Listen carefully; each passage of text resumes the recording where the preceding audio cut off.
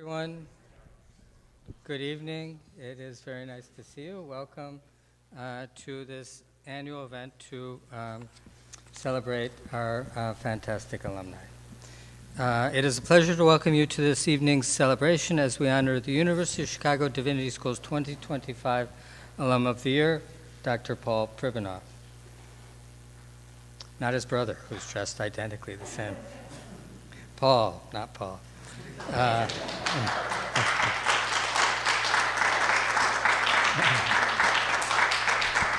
Paul's journey with the Divinity School began in the 1970s, culminating in a PhD in social ethics in 1993. During his time here, he was mentored by esteemed Professor Marty, may he rest in peace, whose recent passing makes this recognition all the more poignant. Paul has reflected on Marty's profound influence, stating, and I quote, "The ideas that shaped me as a student have continued to anchor my work in the decades since. That religion can be a force for good in the world, that pluralism is a source of strength, and that education is the heart of a thriving society." Beyond his academic pursuits, Paul was an integral part of our community life. He managed Swift Hall's student-run coffee shop, Grounds of Being. Was it called that at the time? Channeling its proceeds to benefit the Divinity Student Council. His commitments to the school have endured. Since 1996, he has served on the Divinity School Advisory Council at various intervals. Throughout his career, Paul has exemplified the integration of ethical reflection and academic leadership.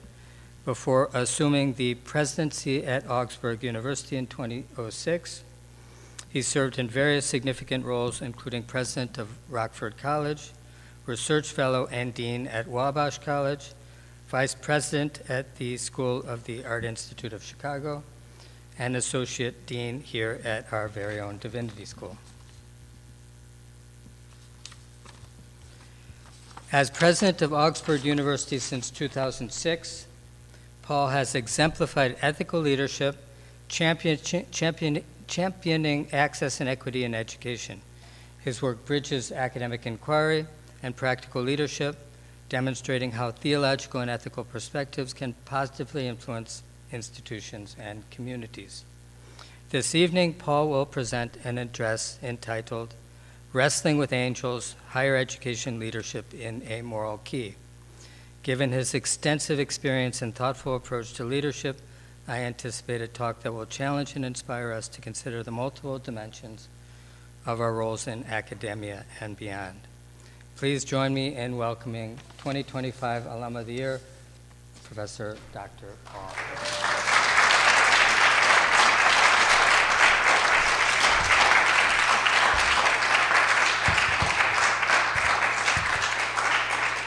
Thank you, Dean Robinson. It's a real privilege to be here. It's a humbling honor. I shouldn't have looked at the names on those plaques at the back before I started, but I am just so deeply grateful for this honor.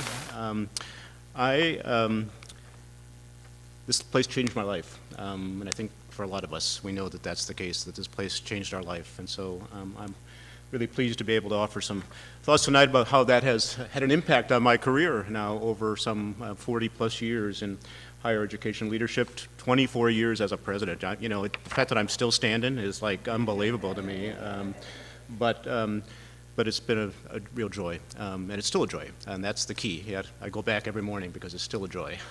So first of all, I got to get this, I put this fancy clip on and now I can't get it up.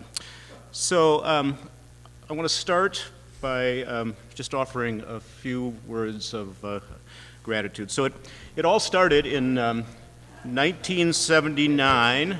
Yeah, that's me. That's right. Yeah. Man, that's what being a president will do to you. In 1979, then Dean Joseph Kitagawa asked a number of first-year Div School students to help move his extensive book collection from the dean's office to his faculty office. As we finished the work, he handed each of us a volume from his collection. Mine was a first edition of R.G. Collingwood's The Idea of History. I still have it. as that first glimpse of the personal and intellectual generosity that characterizes this remarkable place. And I didn't notice, but I opened it up, and I noticed that this actually initially belonged to Joachim Bach, and he passed it to Kitagawa, and Kitagawa handed it to me. Really. So, unbelievable. So it continued when Professor Robin Lovin, then a new member of the Div School faculty, shepherded a small group of first-year ethics students, introducing us to the rigorous study of philosophical and theological theories, while also challenging us to find non-profit organizations in which to volunteer. Mine was Shalom Education, a faith-based organization committed to teaching high school students how to fight world hunger. Several years of sleeping on church floor basements and working with these young people to make a difference in alleviating food insecurity taught me the importance of reflective practice, linking theory and experience in all that I do. It also continued with the Swift Kick. Okay, so that was the name of what is now Grounds of Being, different names for the same shop.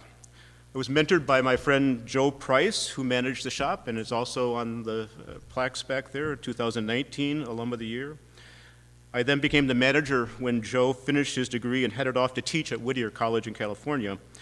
Little did I know that those couple of years managing people and inventory and cash flow would someday prepare me for a university presidency. And it culminated in 1991, when after being away from the Divinity School for a few years, and alas, a dreaded ABD, all but dissertation, I was then named Associate Dean of the Div School, and Dean Clark Gilpin, who he and Nancy are here, which is really meaningful for me, said something to the effect, it's not a good look to have an Associate Dean who has not finished his dissertation. Find someone on the faculty who will help you finish. That someone was Martin Marty, and with Clark's generous offer of a hybrid schedule, I finished my formal education at the Div School and was launched in my vocation to be a college leader. This afternoon, I dedicate this talk to Mr. Marty, whose memorial service a few weeks ago reminded all of us again that kindness and generosity are wonderful companions to scholarship and leadership. Mr. Marty's deep commitments to personal humility and pluralistic communities have shaped and informed my leadership in profound ways that equip me to speak this afternoon of higher education leadership in a moral key. So let's start here. How about some Indigo Girls to start? Closer to Fine, that's actually Candler School's building. The person that did these slides for me, spent too much time thinking about this. He read this and tried to tie it all back to the talk, but you remember the Indigo Girls. They're tied to Emory, to Candler School, and they have this wonderful stanza in their song, Closer to Fine. And I went to see the Doctor of Philosophy with a poster of Rasputin and a beard down to his knee. He never did marry or see a B-grade movie. He graded my performance. He said he could see through me. I spent 4 years prostrate to the higher mind, got my paper, and I was free. He graded my performance. He said he could see through me. I spent 4 years prostrate to the higher mind, got my paper, and I was free. This hierarchical and transactional depiction of education informs much of how colleges and universities are perceived by the American public today. Disengaged, elitist, not open to new or alternative ideas, something to be escaped, not to mention expensive, unproductive, oblivious to its own failings, and increasingly seen as irrelevant. As we all know, a new administration in Washington is promoting a vision of higher education that is using these perceptions of higher education to call into question the roles of our colleges and universities in our democracy. But on our campus and on campuses across the country, in our neighborhoods and wherever our alumni live and work, I see just the opposite. I see students who view education as a gift that carries with it a responsibility to give back. I see faculty and staff committed to our vision that students receive what we call a three-dimensional education, an education that equips them, yes, to make a living, also to make a life, also to build community. And I see alumni and neighbors who care about each other and the world and who are working each and every day to support a just and inclusive democracy. For those of us who believe in the public purposes of higher education, we live in this tension between negative perceptions of our worth and the reality of what we do every day on the ground to support social mobility, economic well-being, and a robust common life. In the context of that tension, I believe that there is a moral claim on those of us who lead colleges and universities, a claim that calls us to articulate a vision of education that challenges the prevailing narrative and makes the case for our roles in educating citizens for a pluralistic democracy. Today, I want to illustrate how in my more than 2 decades as a university president, I have sought to advance that case. To do so, it won't be a surprise to you, I'm going to use the story of Jacob wrestling with the angel as depicted in the book of Genesis. So let me, for those of you who don't pay attention to such things, let me remind you about the story. The same night he got up and took his 2 wives, his 2 maids, and his 11 children and crossed the ford of the Jabbok. He took them and sent them across the stream, and likewise everything that he had. Jacob was left alone, and a man wrestled with him until daybreak. When the man saw that he did not prevail against Jacob, he struck him on the hip socket, and Jacob's hip was put out of joint as he wrestled with him. Then he said, "Let me go, for the day is breaking." But Jacob said, "I will not let you go unless you bless me." So he said to him, "What is your name?" And he said, "Jacob." Then the man said, "You shall no longer be called Jacob, but Israel, for you have striven with God and with humans and have prevailed." Then Jacob asked him, "Please tell me your name." But he said, "Why is it that you ask my name?" And there he blessed him. So Jacob called the place Peniel, saying, "For I have seen God face to face, and yet my life is preserved." The sun rose upon him as he passed Peniel, limping because of his hip. So first, it's about wrestling. Now, I actually don't know much about wrestling, and our story doesn't provide many details about how they wrestled, except to say that Jacob never gave up.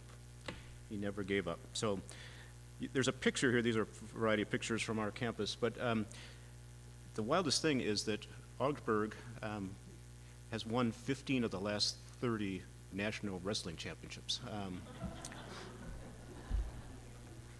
So I'm going to talk about what wrestling means. Such is the path of education. It requires courage, resilience, a willingness to risk and lean into difficult relationships and questions and experiences. You must be persistent and patient because it is hard. Wrestling in your educational journey challenges your mind, body, and spirit, not to mention all of the external challenges you face in your life as you pursue your education. One of the many things I value most in the students we serve at Augsburg is their lack of entitlement. They understand that education is a gift that equips them to live a better life, to give back to their families and communities, to make a difference in the world. And it's hard, and it's what they must do. Wrestling with one's education is the foundation for following our calls in the world. Never give up. So each year I offer an opening convocation address to our incoming students with the title, "What is Required of You?" In it, I remind them that change happens, as it always has, but I also let them know that there are things that have not changed for our university because they are at the heart of our identity and values and mission. Students will receive the highest quality education we can offer in partnership with each other and a remarkable faculty. They will be challenged by ideas and experiences and relationships new to them because that is what it means to be educated.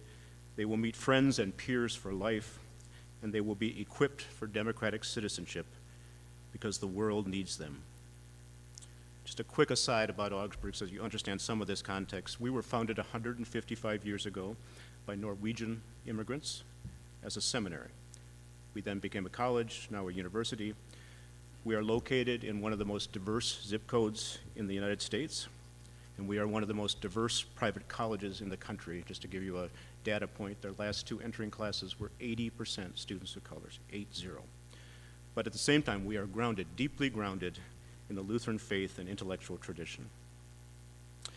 So I begin this talk to our students with the obvious allusion in the title to the well-known passage from the Old Testament, or prophet Micah, the 6th chapter. "He has showed you, O mortal, what is good, and what does the Lord require of you, to act justly and to love mercy and to walk humbly with your God." To be quite honest, if I was smart, I might leave it right there, because if each of us were to behave as Micah claims the Lord requires, all would be well with the world. Justice, mercy, and humility set a high bar for God's faithful people. But the theological claim embedded in Micah's prophetic words is not mine to negotiate for our students. The links between their faith, their relationship with the divine, and how they live in the world are for them to explore and work out. We provide a rich and challenging context for them to do just that, but we do not pretend to know how they will make sense of what the Lord requires of them. On the other hand, there are some things that we can and do require of our students, and that is the simple message I share as they commence their education at Augsburg. And maybe, just maybe, if they do what we require of them, they will find a pathway to understand what the Lord requires of them. That would be the bold claim at the heart of an education for vocation in the world, that how and what they learn on our campus, that who they meet and engage here, that what they find out here about themselves and their various gifts will offer them a clearer idea of what it is that they are called to do and be in the world. I have to say that this message lands with some urgency at this time because in a time fraught with social and political division and fear, many are questioning whether or not both higher education and our democracy will survive. Throughout the past few years, our city, country, and world have been torn apart by violence fueled by all sorts of isms, racism, nationalism, fundamentalism. During our lifetimes, our economic lives have been marked by a growing gap between those who have and those who have not, a gap that threatens to unravel the social fabric of our communities. In the midst of all this volatility, we welcome our students to an institution that at its very core believes in democracy, not simply as a political system, but as an ethic, a way of life. And this democratic ethic means that they become members of a teaching and learning community, students, faculty, staff, and partners that believes that there are clear parameters for our lives together in classrooms, residence halls, playing fields, in the chapel, everywhere we navigate daily life. There is, in other words, what Yale law professor Stephen Carter has called an etiquette of democracy, rules we must follow if we are to live and work and study in ways that live out our mission as a college. Now, I have always believed that a college education is about challenging ourselves with new ways of thinking, provocative questions, mind-stretching inquiry and conversations, pursuing knowledge and wisdom and with abandon. And that is deeply intense and sometimes emotional work. The commitment to our academic vocation, critical thinking, openness to other perspectives and experiences, having your mind changed and your life transformed, may be even more difficult in the midst of our social disruptions. It can be frightening to learn new things. It can make us angry to be challenged by provocative ideas and experiences. It can be threatening to risk our social identities in the midst of those who do not share our paths in the world. And for all these reasons, the etiquette of our lives together has perhaps never been more important to the well-being of our common lives. Here is the wrestling that our students must engage, and here is the call to be generous and gentle with each other, perhaps with a portion of forgiveness and grace, not so that freedoms are abridged or opinions squashed. College is not meant to be a safe place for our minds. Students will encounter provocative, even troubling ideas, but so that we might pursue our teaching and learning in ways that advance our mission and our democracy. Gentle and generous, the etiquette of democracy, a claim upon all of us in the university. So in this context, then, I offer our students the following challenge, a challenge to wrestle with an ethic that may be more relevant than ever in our university and in our democracy. The first requirement is show up. It's really pretty fundamental, but certainly not simple. As the coming days pass, we know that students will be tempted by many distractions and late nights and other obligations to not show up, to miss a class or meeting, to say that it doesn't matter whether they attend every class session. I know this tendency. I lived it myself, making elaborate excuses for why I could skip every 7th class session and no one would notice. And, we might not notice every time, but they will notice, whether they fully get it now or not, that it is a slippery slope not to show up. Statistics show that skipping even one class session has an impact on whether or not first-year college students stay in school, let alone graduate, or perhaps most importantly, whether or not they learn something. But of course, showing up is not simply about physical presence. Showing up is also a sort of spiritual practice. It's about being present now. It's about being in relationship to a text, a classmate, a teacher. It's about accompanying each other on a journey that is both solitary and social. The famous educational philosopher John Dewey said that genuine education is not preparation for life, it is life itself. And if we believe that, then showing up, being present now, is the key factor in whether or not our students get the education they need in order to live in the world. The second requirement, pay attention. It's also quite simple, but the equally simple fact is that we live in a world full of distractions, and paying attention doesn't come easy.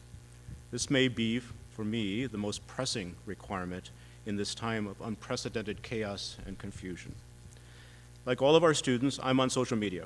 I have myriad devices. I follow the news through various channels. I do my best to lead a wonderful and complex university. I have a family, wonderful spouse, Abigail, who's here. I have so much I have to pay attention to, and it's hard work, and I'm old. Our students are young and have grown up in a time when multitasking is not an option.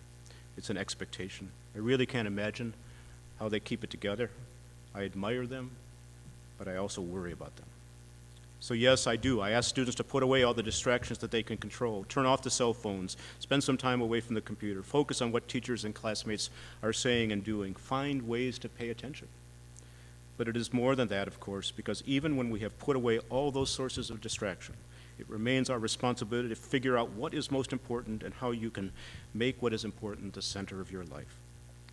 Sociologist Robert Bellah and his associates have written in The Good Society that democracy means paying attention, by which they mean that the psychic energy we use to pay attention is the key to the sort of person we hope to be as individuals and as a society.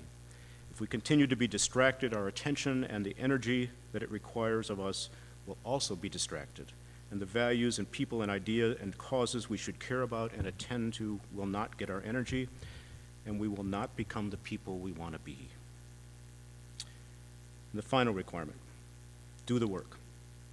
Follows logically from the first two. If we show up and learn to truly pay attention, we will find that there is work that must be done.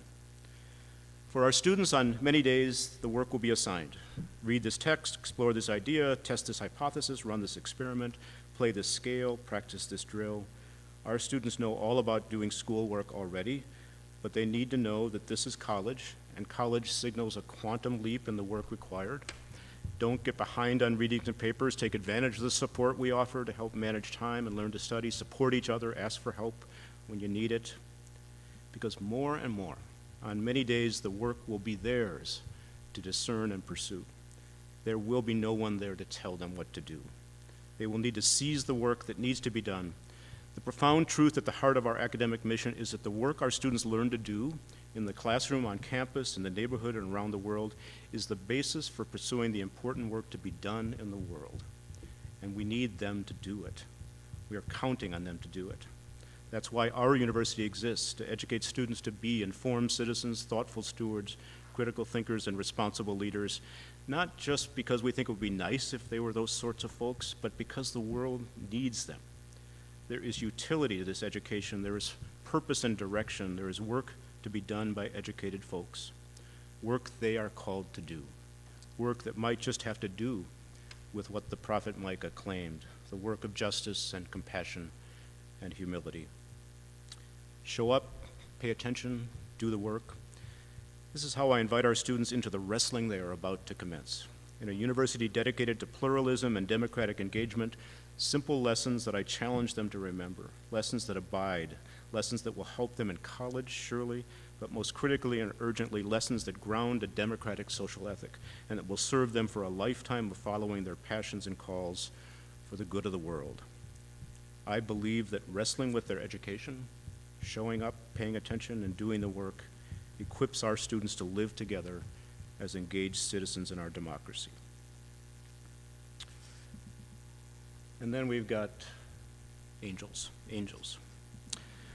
And there's these angels that are sent to wrestle with us in our educational journeys. Here's the thing. What we believe is that God sends us the angels in the form of fellow students and teachers, in the questions and experiences our students face, in the surprises and disappointments that they inevitably will find.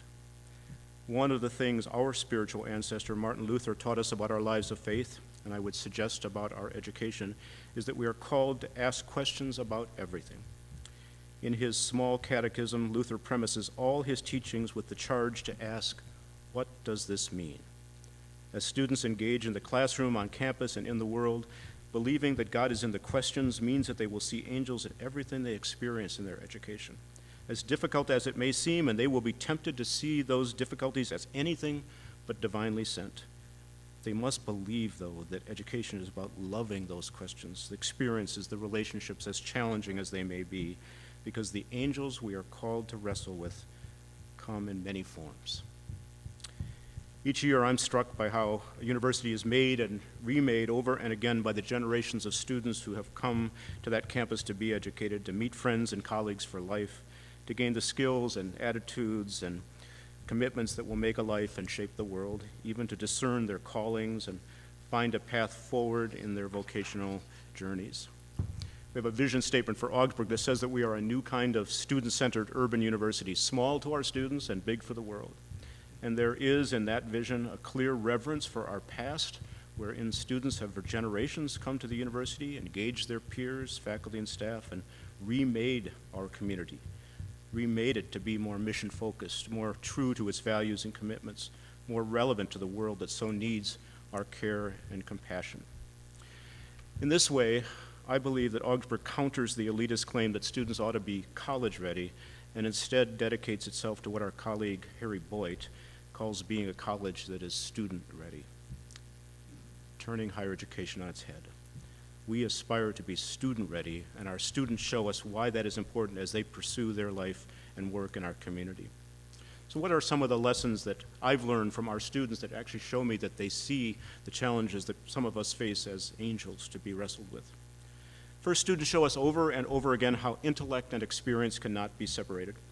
I was with a group of our students a few years ago at our campus site in Cuernavaca, Mexico. We spent a couple of days visiting various sites, a bathing suit factory that was made possible by what was then called the North American Free Trade Agreement, NAFTA, and an indigenous village where the residents lived with unhealthy and unjust conditions. These were long and stressful days, full of experiences that challenged our hearts and senses and minds. And I'll never forget the moment as we were about to leave the village after a wrenching and exhausting day when one of our students asked for reflection time.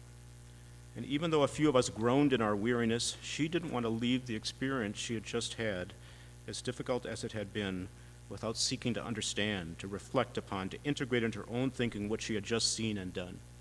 The integration of theory and practice is not something to be taken for granted. Our students show me what it means to be what MIT Emeritus Professor Donald Schoen has called reflective practitioners, those who practice the art of linking reflection and experience in every aspect of their life. The students also teach us how to love our place. From the time they arrive on campus and engage with our diverse neighbors and neighborhood, they are stewards of our place in myriad ways. They settle in our neighborhood and take good care of what have been entrusted to us on our campus and in our neighborhood. There are tangible results of this in their stewardship of our place. We have a campus cupboard that serves those in food insecurity. We have a share shop to meet the needs of our fellow students. We have engagement on behalf of lives that matter and more attention to our carbon footprint and the care taken to create a safer and more vibrant neighborhood. The novelist Wallace Stegner, am I flipping around here a little bit? Sorry. Okay.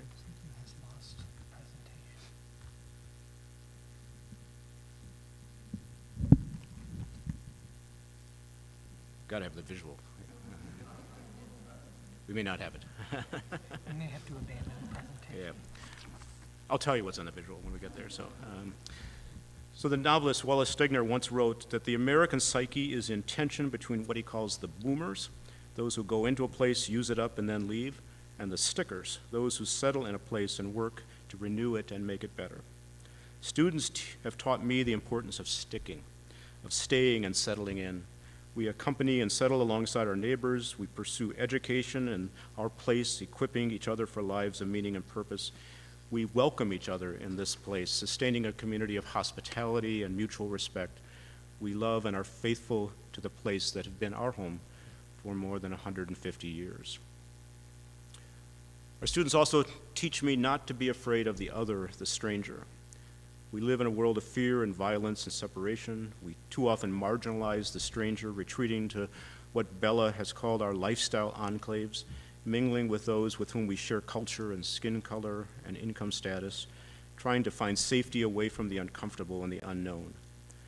But of course, retreating doesn't work, because the world only becomes more dangerous and polarized and frightened. Our students lean into a community of hospitality and justice that embraces otherness and difference, that faces the tensions and complexities of diverse perspectives and experiences, that seeks to engage what political theorist Michael Walzer calls a thick sense of our life together, not trying to minimize our differences, but calling them into dialogue and mutuality. Students challenge all of us to face our privilege and biases and fears, and some days we get it right. On others, we have so much more to learn as we embrace the richness of life together in our remarkable community. And finally, students teach me how to hope. For more than 40 years, I have worked at colleges, and for all of the messiness that often passes for daily life on a campus, I come back each and every day because of the hope students inspire in all of us. It is hope despite the evidence on many days. When His Holiness the Dalai Lama was with us on our campus several years ago, someone asked him a question about how he could continue to follow his path toward peace when the world was so violent, and there was little evidence of a way forward. His response was quick. What choice do I have? If I meditate on pessimism, I will die. If I meditate on optimism and hope, I will live. It's not a naive hope that students teach us, just wish for it and all will be well with the world. No, these are well-educated individuals, fully aware of the complexities and uncertainties of life in the world, in society, in our environment, in the cosmos even, and yet they hope and they get to work and good things happen. In this way, they lift up the angels of our lives together, engaging them with care and love and courage so that we might imagine a more compassionate and just world. And then, this is where all this education, wrestling with angels, leads. For Jacob, his night of wrestling with the angel leads to his demanding a blessing, with the angel then claiming and naming him for the journey ahead. Jacob is now Israel, the one who carries the covenant for his people, his calling. For all of us, and especially for our students, wrestling with angels in our education leads to callings discerned, lives transformed, promises made and kept, blessings conferred. We are claimed and named as those called to do God's work in the world, in our careers and professions, in our families and neighborhoods, in the institutions and organizations that help build public trust. We wrestle with angels. We strive, as Jacob did, with humans and the divine, so that justice and compassion and love might flourish.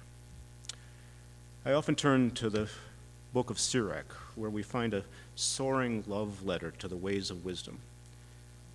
For those known by God comes this invitation to follow the ways of wisdom wherever it leads, to love life, to be filled with joy, to live secure, yes, to walk on tortuous paths full of fear and dread, tormented by discipline and governed by her ordinances, and then to be brought back to the straight ways.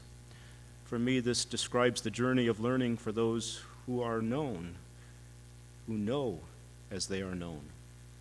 It is a journey that takes us not to one form of knowledge, to one way of knowing, but not to some objective truth once and for all. It takes us where the ways of wisdom lead, to places both tortuous and difficult and frightening, and at the same time joyful and life-giving. This is a vision of knowing that knows no bounds, of knowledge that seeks after the wideness of God's creation. So what does all this mean for the educational experience and academic mission in our universities? How does being named and claimed and blessed after wrestling with angels show up in our lives? I believe that one of the most significant gifts of my Lutheran scriptural and theological heritage is our commitment to humble and critical inquiry. We are humble because we have been called by the divine, the one who knows us and who understands that our knowledge and actions are never complete, that there are many truths yet to be uncovered, that the truths that others have found may help inform ours, that we may be wrong and need to amend our knowledge. What a significant challenge this is to the competing ideologies that too often claim truth once and for all and thus polarize and stymie conversation and genuine learning. Our late colleague at Capital University in Ohio, Tom Christensen, has written powerfully of a Lutheran way of knowing that is grounded in wonder, openness, recognition of connectedness, freedom, critical faithfulness, engaged suspiciousness. These are the ways of humility. And we use our critical skills because we are not afraid of the answers we may find and live into. As those already known, we believe that God calls us to lives of asking questions, of seeking to ever more full and accurate understanding of the world and of our experience, of giving away our minds and hearts to serve our neighbor in whatever our vocational journey. The late Lutheran theologian, long a citizen of these halls in this neighborhood, Joe Sittler, has argued provocatively that the purposes of a liberal arts education in a Lutheran institution is to annihilate innocence about the realities of the world and human experience so that we might live authentically as God's people, awake and vigilant to what we are called to be and do. Our humble and critical inquiry then leads us to seek the ways of wisdom wherever they are found. I've learned so much from educator Parker Palmer about this journey toward wisdom. Palmer talks about the community that gathers around a particular challenge or issue and what he calls wicked problems. He describes how when a community gathers to explore the challenge, we must seek to bring all perspectives, all ways of knowing, all sources of knowledge to bear. It is when we do this, Palmer claims, that we experience what the poet Rilke calls the grace of great things. The grace of great things, the wideness of God's mercy and knowledge.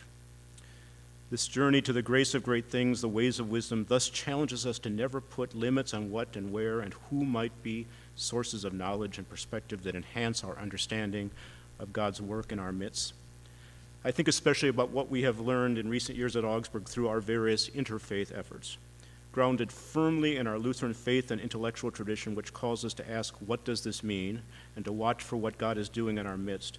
We have engaged our diverse students and neighbors in exploring how the pluralistic faith traditions of the world have so much to learn from each other as they imagine how to live together in the world, to respond to the great and daunting challenges of our time, and to chart a path forward that sees faith not as a source of division, but as a constructive force for good. When we gather as a community around the challenges of interfaith dialogue and living, we come willing to listen to each other so that we might learn from each other. We come in humility so that we might be open to wisdom that comes from the experiences and traditions and cultures of others. We come with a critical eye for how our own privilege often blinds us to the opportunity to expand our knowledge. We come longing to know the grace of great things. We come, as Tom Christensen also challenged us, to tell the whole human story in depth and breadth honestly, to be radical truth tellers.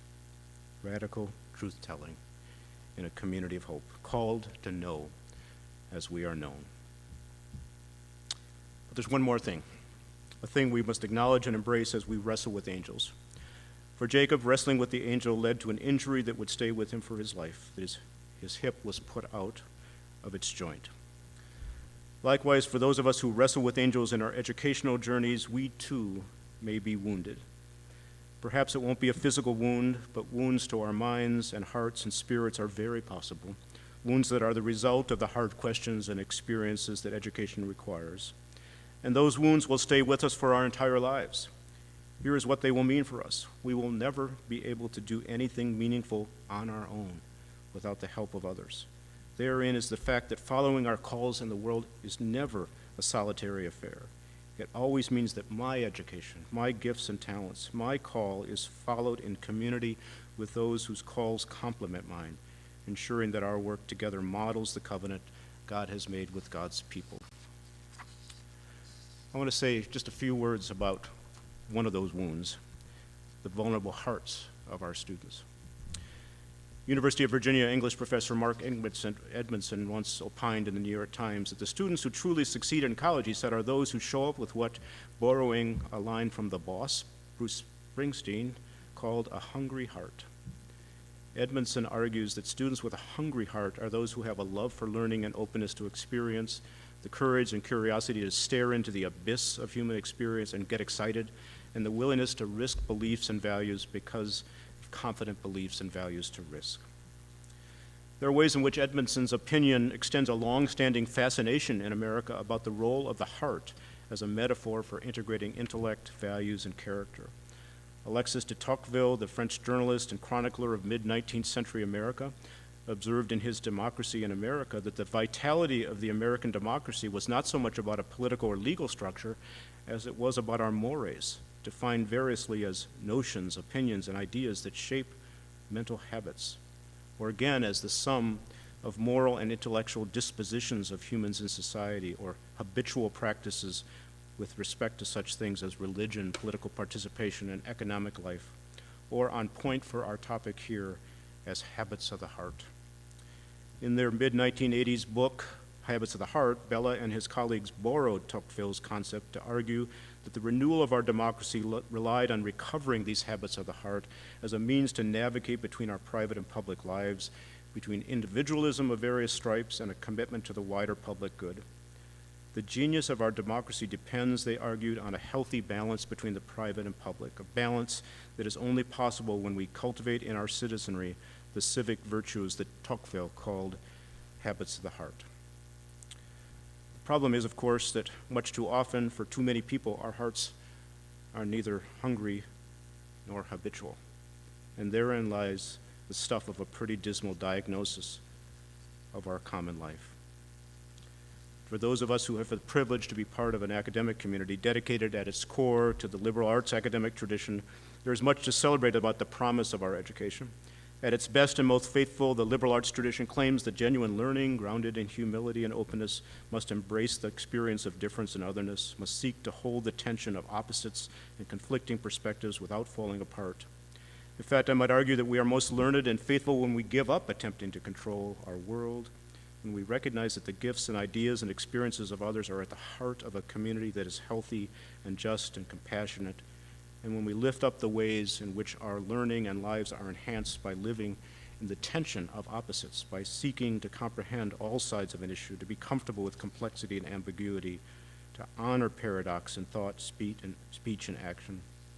For those educated in the liberal arts, the ideal outcome is that our hearts, the intersection of mind and spirit and community, are formed by living in the tensions that define human experience. That said, we are not always at our best in our academic communities. How easy it is, once we have been educated, to believe that we have learned enough, that we have found the right way to the truth, that our ways of seeing the world and acting in it give us a leg up on those who do not share our superior learning. And when we do engage with those who do not share our beliefs in education, those we count as less learned, our behavior often leans toward finding ways to help correct their deficiencies at best, or marginalizing and ignoring them at worst. This, then, is the abiding tension in our lives, the tension between our aspirations to embrace the other, the stranger in our educational journeys, and the arrogance that too often creeps in when we believe that our education privileges us and allows us to stigmatize and ignore the other. I deeply believe that we must be willing not just to refute these criticisms, but to recognize and reckon with the kernel of truth in them, for it is in our ability to navigate this tension that our hearts are forged. Parker Palmer has written compellingly of this challenge for our hearts in his Healing the Heart of Democracy. Palmer, who, as you may know, is a student of de Tocqueville and Bella, has firmly in mind this idea of habits of the heart when he suggests that we are at a heartbreaking moment in American history. The conflicts and contradictions of 21st century life are breaking the American heart and threatening to compromise our democratic values. He argues that this heartbreak is both a personal and political condition, and that our ability to navigate the tensions of our lives in a life-giving way are at the core of the future of democracy. Palmer describes two ways in which our heart can respond in the midst of this heartbreak. The conventional image of a broken heart is that the tension grows unbearable because of stress and divisiveness and hardness, and there is no outcome possible except that the heart breaks into 1,000 shards, falling apart and spreading pain in ourselves and to those around us. In this scenario, the broken heart becomes an unresolved wound inflicted on ourselves and others. All we can do is try and pick up the pieces. But his second image of a broken heart imagines the small clenched fist of a heart broken open into largeness of life, into greater capacity to hold one's own and the world's pain and joy. The heart broken open is in evidence all around us, Palmer argues, in the examples of those who have learned compassion and grace as the fruits of suffering. I quote, "Here heartbreak becomes a source of healing, enlarging our empathy and extending our ability to reach out. And here," Parker claims, "is the choice we all must face. Will we hold our hearts open and keep trying to love, even as love makes us more vulnerable to the losses that break our hearts? Or will we shut down or lash out, refusing to risk love again and seeking refuge in withdrawal or hostility?" So back to these hearts, these hungry and broken hearts. I am not naive to believe that simply being educated in a college with a deep commitment to the liberal arts will cultivate in our students hearts that love the world. They must make that choice. They must decide whether this education that seeks to embrace the tensions, to welcome the strangers, that believes in the promise of human significance and community will form their hearts to choose life-giving instead of death-dealing ways in the world. They must choose whether their hearts will harden and break into pieces, useless to the world, or break open to offer a way of healing and grace that serves the needs of the world and their fellow travelers therein. I've been privileged during my time as a university president to witness countless examples of hearts broken open to the world. I want to share just a couple quick examples here as I close. I had the honor over many years to co-teach the senior honor seminar on the broad topic of income inequality in America. The course offered a multidisciplinary perspective on the realities of income disparity by focusing on two extremes, those experiencing homelessness and the very wealthy. I'm talking really wealthy.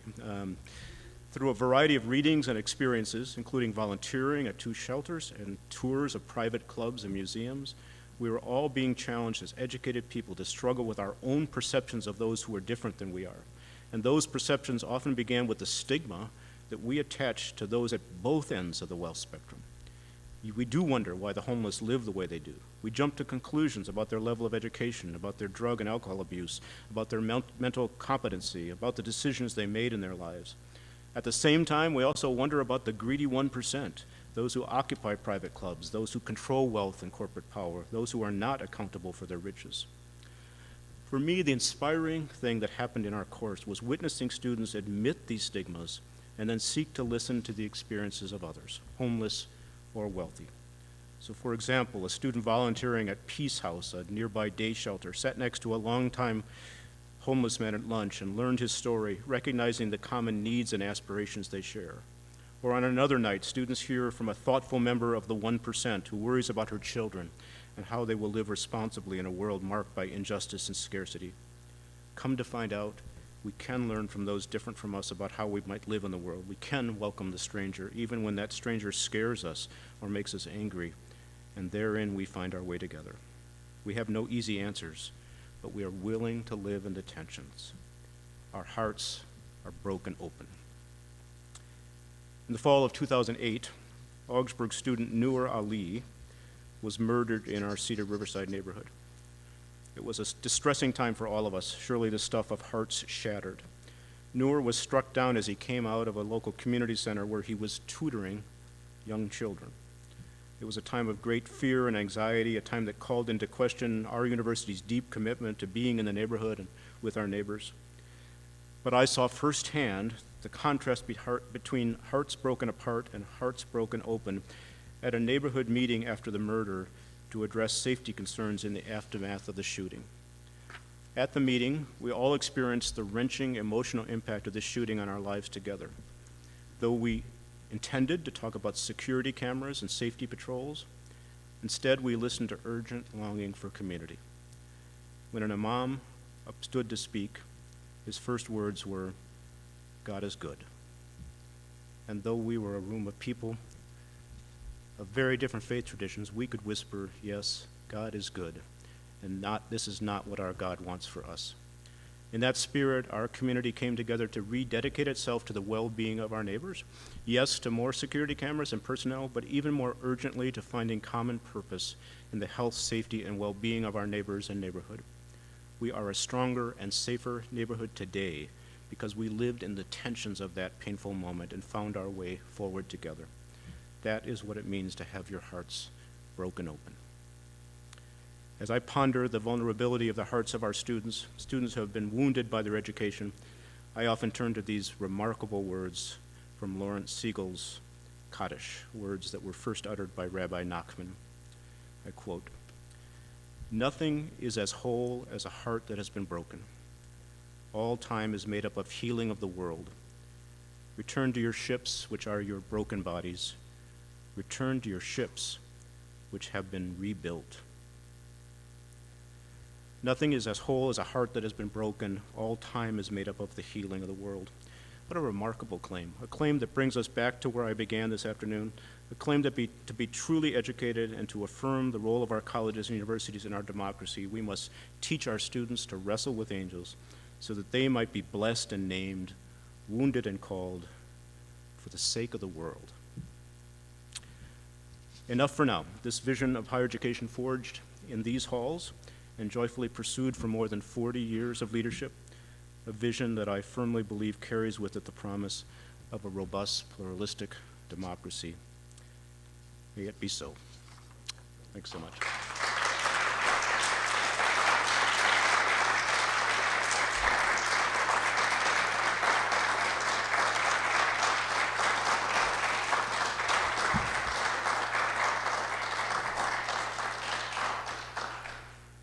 There is time for questions, and if you have a question, please come up to the microphone.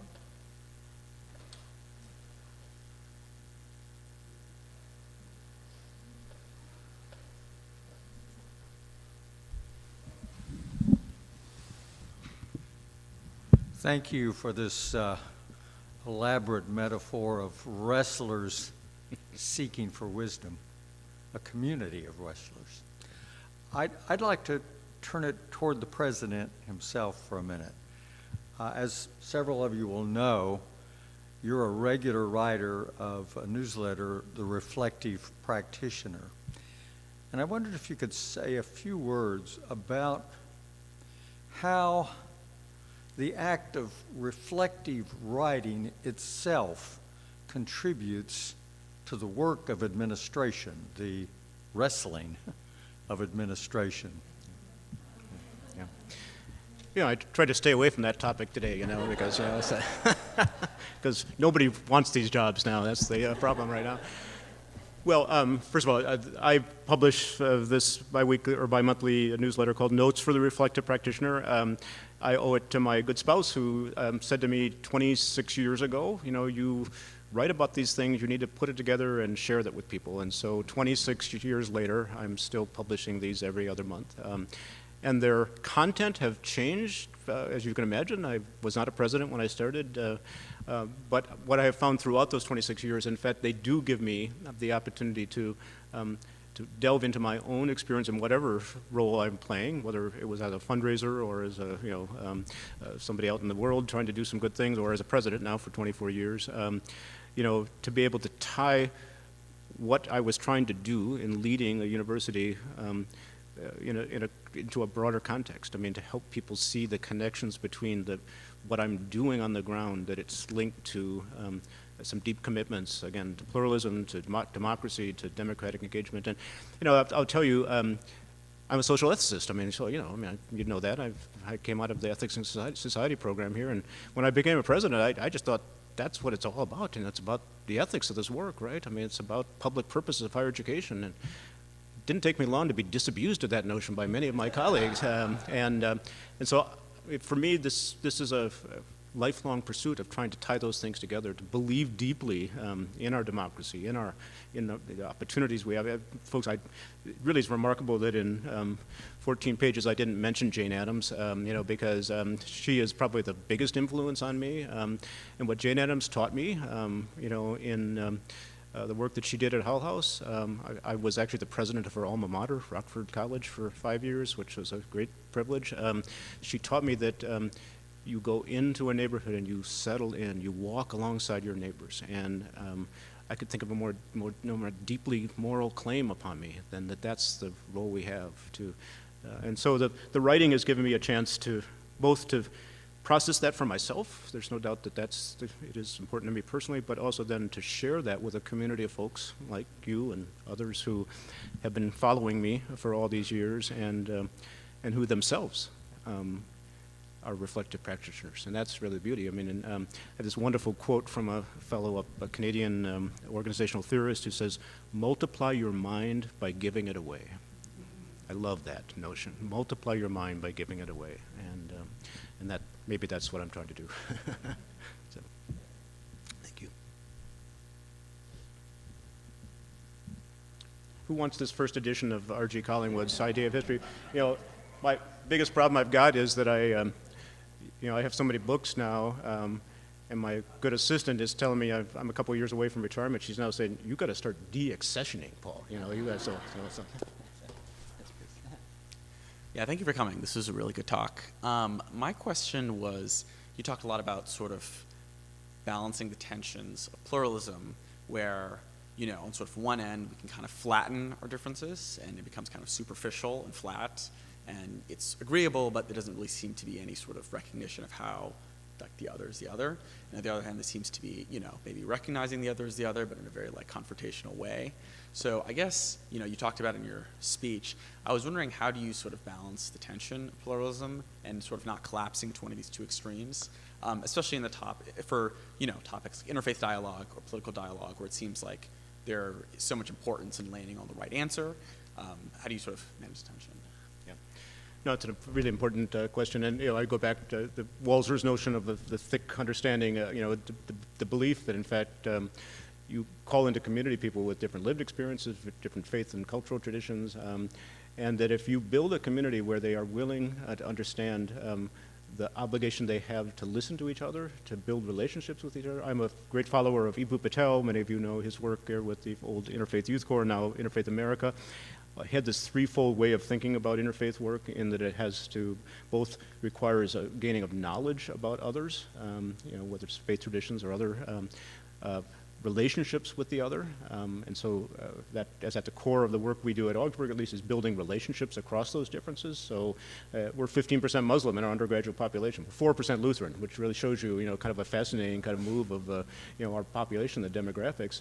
But to walk alongside of, you know, of our Muslim students and to understand their faith journeys and to celebrate that even in the midst is not to, we're not there to convert them, we're there to actually learn from them, and we learn from their practices, especially their prayer practices, you know, some deeply important lessons for our own spiritual journeys, and it's really a powerful part of that work. And then the last piece though, and this is the kind of key probably to your point, it's knowledge, relationships, and then it's attitude.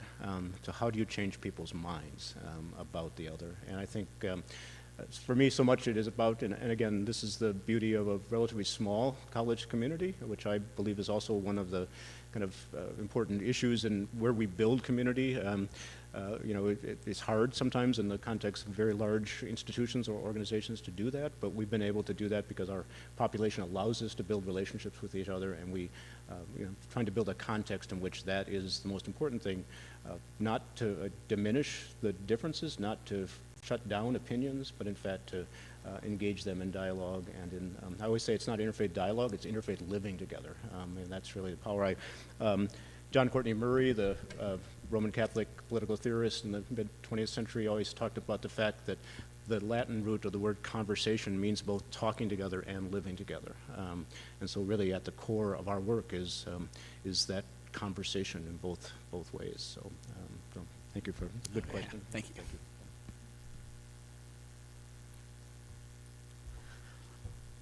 You use the metaphor of wrestling with angels, and I'm struck by the conclusion when Peniel means that I saw God and I survived. What would you say about communities, especially our undocumented communities, especially our transgender communities, that may not know right now as we wrestle with powers that we will survive? What is the role of the institution of higher education? What is the role of the function of higher education in creating space where that wrestling can happen and we survive? Yeah, it's it is really the you know, the heart of our work at the moment.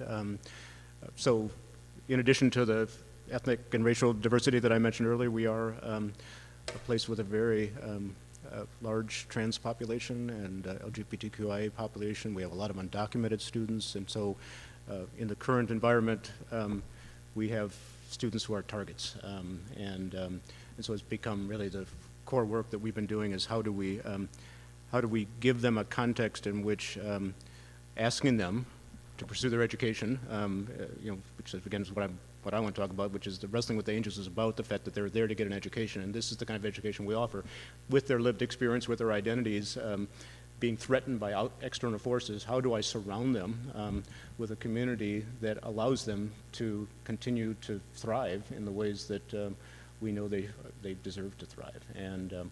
And I can't protect them from everything, but a community can do remarkable things for its individual members when they understand that they're there together to live out and advance a mission. And I have been so struck over and over again by examples of, we've had hate crimes in the neighborhood and how students band together in support of anybody who was a victim, again, of whatever form that that violence may have taken. And that's it for me. Again, I go back, this is really around where I ended the third section, which is when you go into the fourth section around being wounded, you can't do it alone.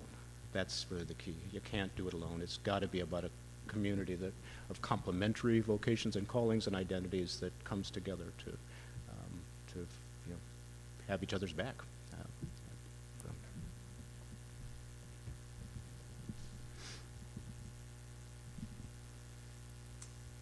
I don't have a particularly clear question, but you said something about changing people's attitudes, changing their minds, and immediately what pops to mind for me is fear.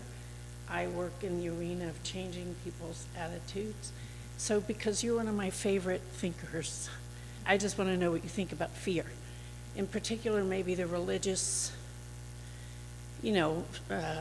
context that you're in the university, how you've encountered fear, who do you read on this, and anything Paul wants to say on fear. Yeah.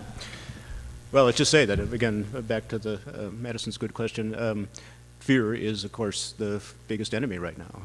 And let's get right down to it. I mean, all efforts being made by certain politicians are all about trying to create more and more fear to distract us from my argument that I've made in lots of settings here in the last couple of months has been that they focus our attention on international student visas, on DEI. Those are simply symptoms of a larger narrative that they're trying to undermine the role of colleges and universities in our country. And so all of those efforts create fear that then lead us to get distracted. I mean, back to my claim about paying attention, it's easy to be distracted when you're having, it's my life. I mean, every day it's like, what executive order has come out? What student has had their visa revoked? Which one of our students is threatened in a variety of ways? And I've got to both respond to those things, but also understand that the community is a place of sanctuary. It is a place where we can actually create a context in which folks can continue to do their work, continue to live alongside each other in a positive and compassionate way. And I have to say that I've been very proud of our community and the way that they've done it. And it's really, not me, it's really around the fact that everyone has understood the challenges that we're facing. My provost, the week after the election, read the entire and put everything in there that could potentially be an impact or have an impact on our lives. Scary stuff, and it's coming true, and that's the worst of it. But that led us actually into a planful effort as a community to think about how do we plan and not panic. And it's trickled down. It's been fascinating to watch it happen. So here's the leadership team leading that effort, but then it just got infused back into the institution at every level. So those who are on the front lines supporting our students now have that same attitude. This is not, yes, you're frightened, so let me tell you what we can do to help you. Let me tell you about what faculty are willing to do to give you grace and latitude in the classroom when you feel like you can't come to campus because you're afraid that you'll get picked up, or whatever, just really practical things. And I have to say, I had more students in the last 3 months stop me on campus. I've been the president for 19 years. Stop me on campus and say, thank you for everything you're doing for us. I mean, you don't get that from students very often, so, not as the president, so, and I guess what I'd say is that I feel like that's my job, and I want to do that job well, but to have people actually see that that's what the place is trying to do for them, that's what's, and then it worries me about, I mean, I'm not going to, take on other institutions, but, there are other institutions where they're not protecting their students, and some of it is because they're fighting battles that are distracting them from their core work, from being able to, if you would be the president of Harvard or Penn or Columbia right now, I mean, how can you pay attention to students when you're just trying to save the institution? So I don't at all envy them that role. But for us, that attitude, and part of it is we had some practice, because after the 2016 election, we also had, because of who our students are, the Muslim ban was, announced 3 weeks in, all of our neighbors are Muslim, and so you can imagine the fear that's there. So how do we get out there and surround them and embrace them and give them the kind of support that they need to continue to live their lives when, in fact, every turn somebody's threatening them with something. So I don't know what I'm reading that would help you, but I'll think about that question. So.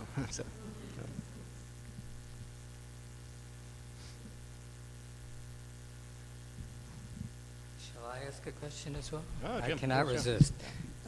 Paul, as some of you know, we were in Minnesota a month ago, and it was really quite wonderful. We had an event hosted by Paul, Jeffersonian lunch, as Kate calls them, conversations around the subject of religion and the university, and I learned so very much about what you have done. So I wanted to ask two questions related to what you have achieved over the last 20 years as president at Augsburg.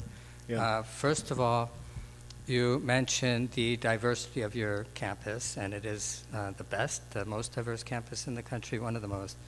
15% Muslim, you said, and 4% Lutheran. Could you explain a little more about how that came to be, how the university came to have that composition? One question. The second, you told me about a number of your curricular developments and innovations to try and support an increasingly complex university setting. One was the one that you mentioned today at the beginning of your talk, study abroad and service, when you referred to the students asking for more reflection. The other, a fantastic study course that you described, starting in Minneapolis and ending in the Gulf, travel course down the Mississippi, which is, I think, the perfect model of doing a travel course within this country, increasingly diverse country, increasingly complex. So I would ask you to give a little history about your achievement at Augsburg, and two, to share with me, now in position of administrative leadership, some of your tricks to create curriculum developments that support everything going on in our world. Thank you, Paul. A lot in there. So just a little bit about one of the reasons that we don't have more Lutherans is because Lutherans are all white. That's the problem. So and the only growth in the demographic in our part of the country is very practical, was in communities of color. So just before I got there, Augsburg 155 years ago, Norwegians, Lutherans, liberal arts. I'm talking. It doesn't get more white than that. And so what we found was that some good practical admissions officers started realizing that the only growth was in these communities of color, so they started building relationships, and over 20 years we have built trustworthy relationship with communities of color of all sorts, African American, African immigrant, Latinx, Native, Indigenous folks, Pan-Asian, and so it's a pretty practical admission story in that regard. We just went out and we visited high schools. We built relationships, and then we started to put in various kind of efforts to scholarship programs and things that help to create more vibrant pipelines, and then we changed the way we teach, and that's the key, because when those classrooms changed, our faculty had to respond to the students that were in front of them. They could not continue to teach the way that they had taught for some of them decades. And that was the joy for me, watching a faculty that said, these are the students in front of us, what do we have to do to help them get the education they deserve? So they, think about that. I mean, any of us who have taught, we we've got our notes, we've got our jargon, we've got our, metaphors that we use, and they had to change that. And they had to listen carefully to that in the classroom and be willing to change. And it may be, other than a really nice building that I helped to raise money for, that may be the most gratifying thing of my 20 years there, is to see a faculty that embraced this diverse population and figured out how to help them be successful. Now, back to the whole question about religious. So, Augsburg is one of the 27 schools of the Evangelical Lutheran Church in America, the ELCA. Marcia's here. She's done at one of our sister schools, Gustavus. Some of you probably have some St. Olaf grads here. They're always in the room. I don't know why, but but one of the things that we've done as a network is that we've come together, and Marcia's helped to play a role in this, and we've actually started to craft the things that tie us all together. So we have a statement that we developed as a network called Rooted and Open. And it's actually based on a theory that came from a man named Daryl Jodak, who taught at Gustavus and at Muhlenberg, one of our other schools. And he built this beautiful metaphor of a bridge. And he said to us, okay, as Lutherans, we have some deep pilings that go deep into the water that hold up our bridge. And those are our Lutheran faith and intellectual tradition. Those are the things like vocation and semper reformanda and, all the theological ideas that, are so central to our tradition. And then we have the beams that come up from the pilings that hold up, and that's where those faith principles, theological principles, get translated into what happens on the bridge. And the students on the bridge may not know about semper reformanda. They probably know about vocation because we don't hide that word. But they don't know about the deep theological commitments that actually have helped to form what happens on the bridge. And that bridge metaphor allows us what Jodak calls to be a college in a third path. And he draws a continuum of basically secular institution, public university primarily, and then deeply sectarian places, like Wheaton out here, and there's a few in my neighborhood, Bethel and University of Northwestern, places that you have to, in fact, to share the faith in order to be and be willing to sign a faith oath to be.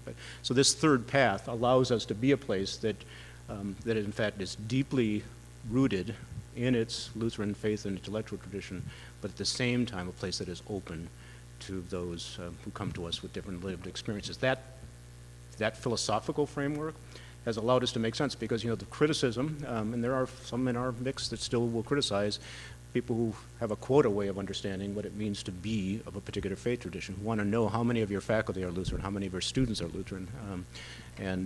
We've been able to fight that off, I think, by showing that, in fact, we can be a place that, in fact, honors. I mean, I always say, you walk into commencement a week from tonight, right now I'll be at commencement, the cross is in front of that procession. And when a Muslim student asks me why, I say, you get to be here because of that cross. And that is the way that we've really or my other favorite story, we have a lot of Somali cab drivers in Twin Cities, and so one of my board members was getting a ride from the airport. Somali ended up in a conversation, and the cab driver said, oh yeah, my son. And the board member said, well, what is it like sending your son to a Lutheran Christian place? And his answer was, at least you believe in something. So I love that. And I think that's really, in many ways, captured. So to the other part of your question, which is about curricular innovation, this isn't something that I did, but it kind of goes back to what I do believe, which is that, Dewey's notion of how theory and experience, we have for 60 years been one of the leading places in experiential education. And it's taken all kinds of different forms, and we have faculty over the generation shifts have actually come in and seen that commitment in the institution and then said, well, let me try something new. And so about 10 years ago, a political science professor who loved the river, actually we adopted, like the banks, Abigail and I went down and cleaned up the banks of the river because we have a certain share of the Mississippi River, which is right off the edge of our campus. Well, he had always had this dream to take students on the river for an entire semester. So the river semester starts in St. Paul. They actually built their own boats. They're like catamarans. They go all the way from St. Paul to New Orleans in those boats. They take a full 16 credit load. They take a biology course. They take a leadership course, they take a political science course, they do an independent study. Some of them do internships remotely back in the Twin Cities. And I always go at the end of the trip, and these kids, I mean, their lives have changed. I mean, really, in a very deep way. And as a president now, this goes back to the role of president. I mean, I encourage it. I love the fact that we do this kind of stuff. We have other examples. But I sit at dinner with them, probably the fanciest dinner they've had in 100 days, and they start sharing stories of their time on the river. You know, some of it's like, oh yeah, we went up into this little village, and we met some people, and they asked us what we were doing, and we got to tell our story, and you know, it's all. And then come the stories. Oh my God, we were in Dubuque, and that barge was headed right for us, and I thought we were all going to die, and I thought, oh my God, is our insurance up to date, you know? Because so there's the clash between the president, the leader, and the one who has to worry about such things. Another example, the more recent example, is that we have a new graphic design program in our art department, and we have something called Design and Agency, which is actually a graphic design agency on campus, staffed by students, and the clients are neighbors. So a local nonprofit will come in, the student gets a chance, so as they're learning, in their coursework and things, they're also getting a chance to practice. And so that is just it's just a given in our community that that's the way faculty think about what it means to teach. There's never a disconnect from something happening in the world. And given that I learned that from Professor Levin when I was here 47 years ago, I cheered them on in that regard. So.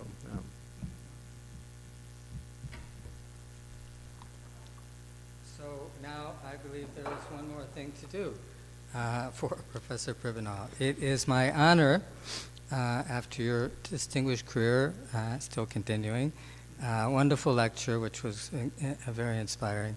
I have the honor of awarding you with the 2025 Alum of the Year Award from the University of Chicago. This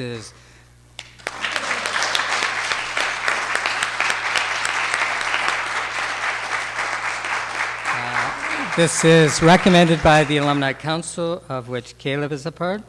This is ratified by the trustees of the Baptist Theological Union, and this earns you a place on that plaque on the wall. A very distinguished list that you are now